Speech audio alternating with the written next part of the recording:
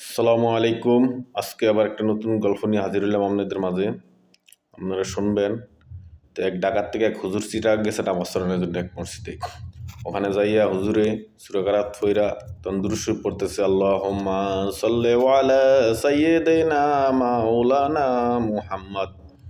তখন হুজুরে একলা একলা পড়তেছে, তারা পড়ে না।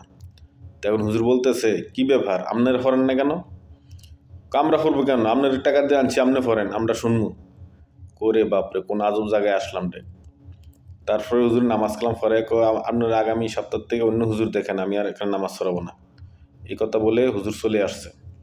তারপরে শুক্রবারে ঢাকায় আসছে, আইসা আইতেছে, দোস্ত কোন জায়গা ফাড়াইলি রে? আমি তো দুরুশ্বরপুরে আর কেউ পড়ে না, উল্টা আমার প্রশ্ন করে।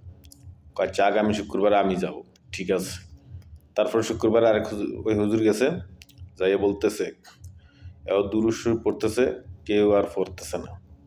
যখন পড়তেছে না তখন হুজুরে বলতেছে, কি ব্যাপার আপনারা পড়েন না কেন? আমরা পড়বো কেন? আপনার টাকা দিয়ে রাখছে, আপনি পড়েন, আমরা পড়বো না। তখন হুজুরেও পড়তেছে, শালার ঘরে রে শালায়ারা দুরূদ শরীফ কেন পড়ো না? বাঞ্চোদের বাচ্চারা তোমরা রে কেউ শিক্ষা দেয় নাই। এখন তারা কিরে হুজুর দিয়ে গালাগালি শুরু করছে, এই সবাই পড়, না পড়লে আরো বেশি গালি দিব। তো সবাই পড়তেছে, আল্লাহুম্মা সাল্লি আলা সাইয়্যিদিনা মাওলানা মুহাম্মদ।